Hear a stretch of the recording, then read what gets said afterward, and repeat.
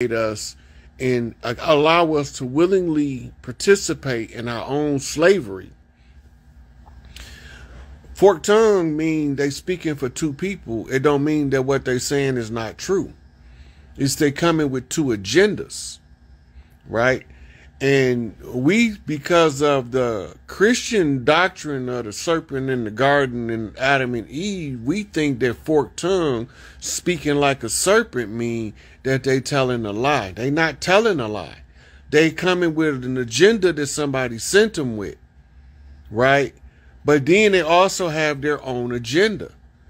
If their agenda and the person's agenda that they was sent with conflict, then there's an opportunity for you to cater to the agenda most favorable to you before you send them off on their way.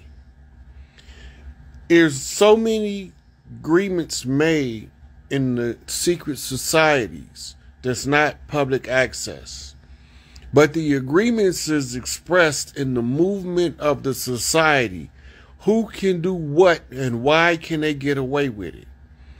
Who can't do what and why they can't get away with it? When you understand the function of an interim government, that's the only way you're going to realize how the police state that we call the United States actually function as an occupying force. And this is why you got police on the street. If you go look at any country overseas, before America go there, most of them don't have a police force. But when America leave, they can no longer survive without having a police force. That's because they still occupy. We don't know what that means because we don't study high politics, government, and we don't study the interaction between royalty and political constructs used to conceal who these royal members are. Then once we do, we still getting caught up in whitewash history and false narratives, which was all led to lead us astray. The only way to get back to the Sirat al-Mustaqim, the straight and narrow way, which is the right way, is for somebody to see all of the false narratives and say, hey, I'm going to tell my people what I see. Hopefully they can wake up well enough from my explanation of how it's working for it to no longer work on them consciously. It's a liberating factor. When somebody can tell you how a thing works, you no longer can be stuck with the fear of the function of that thing, but you can have a healthy respect for it. For example, I like to go fishing, but I'm not finna go fishing for no blue whale. He bigger than my boat.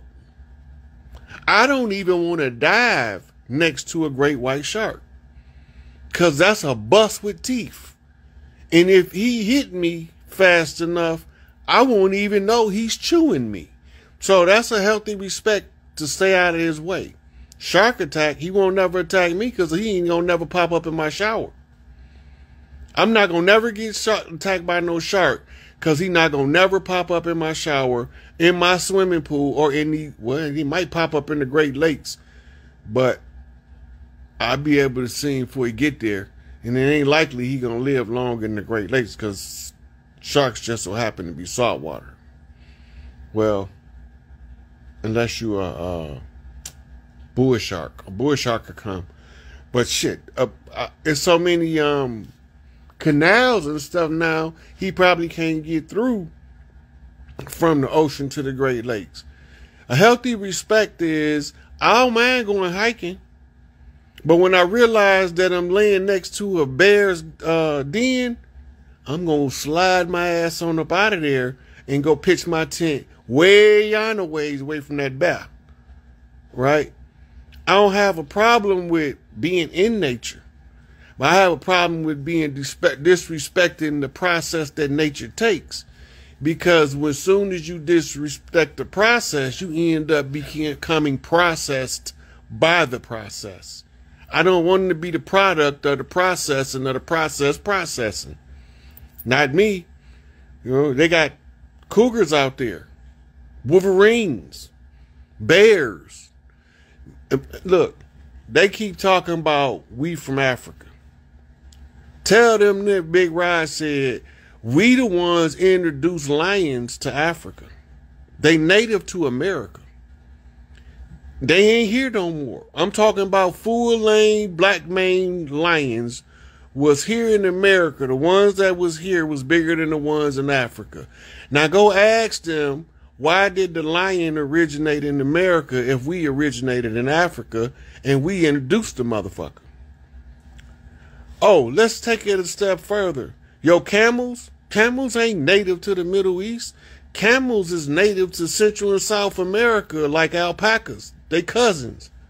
But we took them over there, right? Because civilization began in the Americas.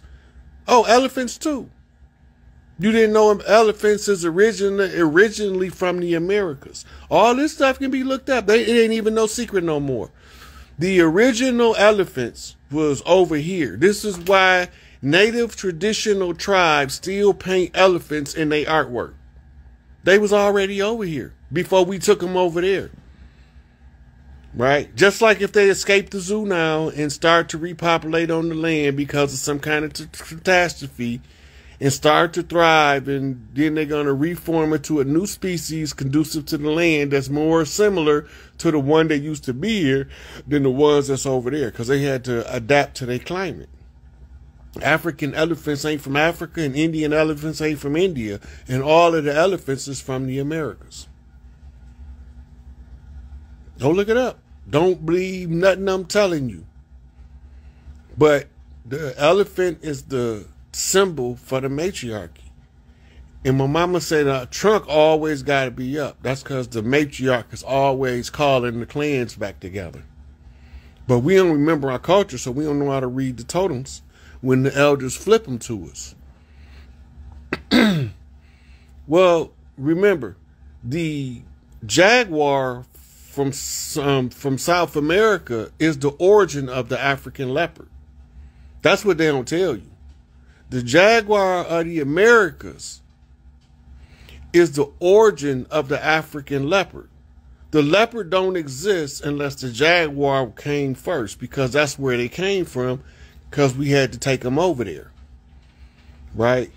If you look in the paintings from Africa and the Americas, all of the priests is the ones with the leopard print on. And the stealth priests are the ones represented by the Black Panther. That's the Totem Clan. It's an old Mississippian tribe. Go look up the Black Panther Brigade and you will find out that they was formed by a whole bunch of cats from the South. Them was some cool cats back then. Right? A Black Panther and a Pink Panther. Right? It's all coded in the symbolism, but we don't know how to read the symbols. So when we see the symbol for Califia, and they got that big old halo looking thing around her head, just so y'all know, that was an afro in real life. But they tell it to you in the artwork as if you don't know that the afro represents the sun around the head of the chief, while the people looking at him as the sun is sitting behind his head while he's sitting on top of the mound. But you don't know that because you don't remember your history. My mama said, don't worry, baby. You explain it to them where they understand it. I was like, I don't know how I'm going to get through to these knuckleheads, because they don't want to hear no real stuff. They want to hear white man lies. And the white man ain't even white. That's the worst part of it. In this white man's world. The white man ain't even white in this white man's world. Somebody make that shit make sense to me. That's their status, their legal status, their legal standing. They want you to be a national instead of a sovereign, because if you're a national, you are subject to the sovereign that owns the nation, and the nation is the corporation. Yep. Go back to what General Patton said about the Black Panther Brigade. He said in the end, when these commies try to bring about World War III, it's going to be these Panther boys here that's going to save us all from the destruction of this enemy. That's General George Patton. All of them knew, right? When you get to a certain level in the military, you have to be briefed by tribal leaders on the land, but most of us don't know that. You can't call yourself a Joint Chief of Staff and haven't received an honorary chief position by one of the tribes of the land. It's just, you can't do it. It's against the rules, right? So this is why the military send tribal governmental officials to talk to political governmental officials, but they don't never broadcast it on y'all news. So y'all don't never know when they be having these tribal conventions. Yep, the frogmen was the ones that was coming out of the waters in the dark of night and attacking the Spaniards in the Everglades. That's how they got. That's why they started calling them frogmen, right? But we thinking that all this is new. We don't know that the Navy traced back to the Navy from the old Mississippians that used to run the Mississippi on what we call today a gambling boat. It wasn't a gambling boat. They call it a gambling boat, but it wasn't a gambling boat. There was a specific type of boat, and they used to roll them all out in the Gulf, fishing, scouting out people that was lost at sea or whatever in the Gulf, whatever was going on in the Gulf. And they had a counterpart that ran the Amazon, but we don't know nothing about that because they don't want to talk about it in the history books. And this is how you know when our ancestors said they didn't see no ships way back then, that they couldn't have been talking about they didn't see a vessel on the water. They had to be talking about the quintessential slave ship that they tried to paint the narrative, which is actually the blueprint for the Cathedral at Notre Dame University, where the slave narrative was hatched as an educational pursuit of warfare. And remember, education is the second pillar of people activity that the enemy has to control in order to control the narrative to suppress the psychology of the people. The sociology won't work if the psychology is bad. So they have to have a functional psychology to apply sociologically in order for it to work on a mass group of people, or too many of them will begin to glitch. They'll break from the program and begin to go back to what their DNA say. And then you're going to have a whole bunch of cats like Rod Hayes running around here saying, I don't got no problem with Africans, but I ain't from there. And then the gig is up. Now when you go on TikTok, when you go on Facebook, you go on Instagram, all of these youngsters, they know who they is. You can argue them down and tell them all of what your books say.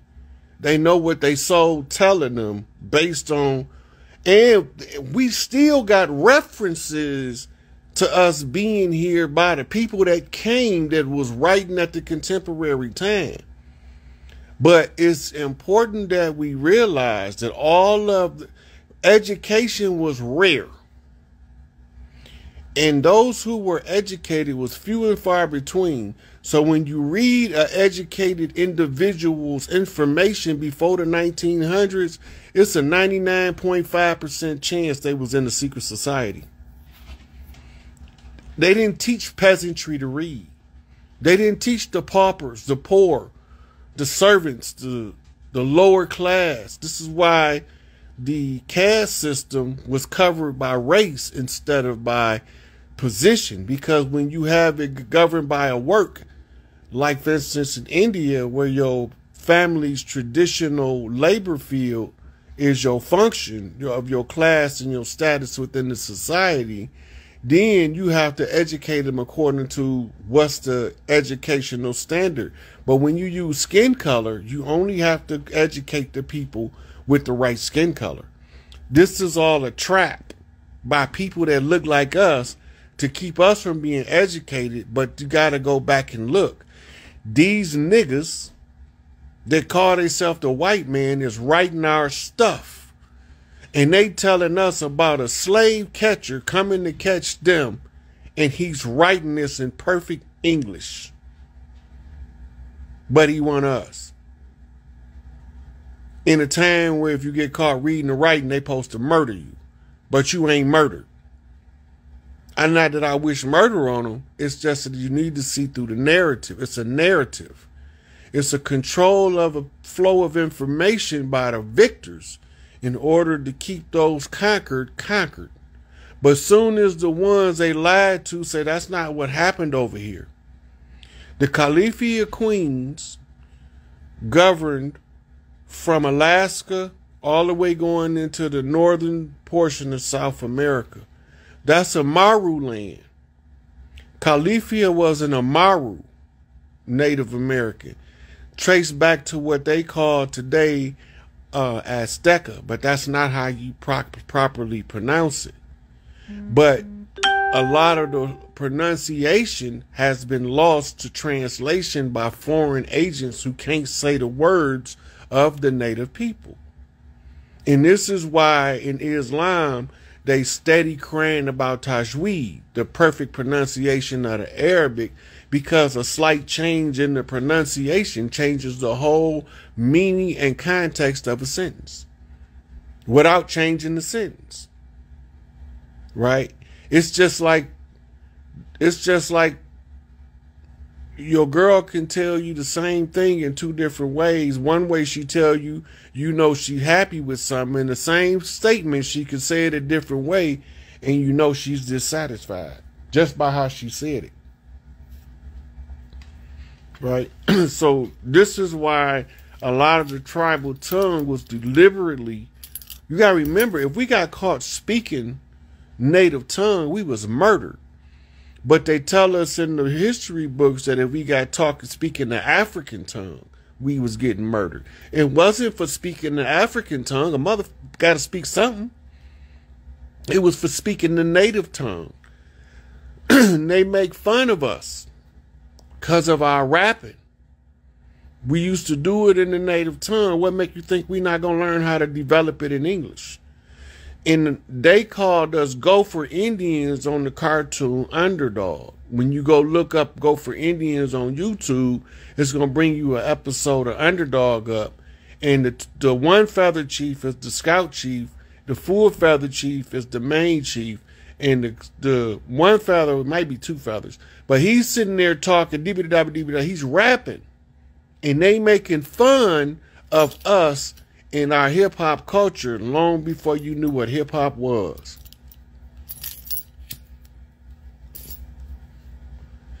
The Underdog cartoons came out as early as the 50s. It was probably in comic book form in the 30s and 40s. You got to remember that stuff. They don't do it all at one time. This is why we don't catch it. We don't catch the pieces to put the puzzle back together. They roll it out in stages. They get you used to watching something and used to laughing at it, and then they drop the truth in the middle of it.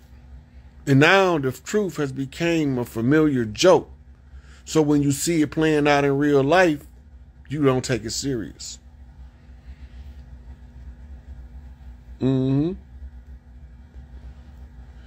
Look, from all the way up until I was about 3, maybe 4, me and my brother, he 1 year older than me, we didn't speak English. We had our own language. We started speaking English because we was getting whoopings for, we don't know what y'all talking about. Right? So they forced us to speak the common language. We didn't naturally know English. But the native tongue that we was talking, we naturally knew it. And we naturally spoke it amongst ourselves. But we spoke English to other people. But we end up by not, if you don't use it, you lose it. Now I wish we could have kept talking that language all my life, so now that I would be able to use it as a template of translation. But pay attention to the children, and some of them will still get around each other, and you'll think they say bibble dibble dibble dibble, but they really talking the language, and they laughing, and they cracking jokes in the language that they know and they remember, but you forgot So now it sounds like they talking gibberish. Telepathy is guarded by the matriarchy. It's a heart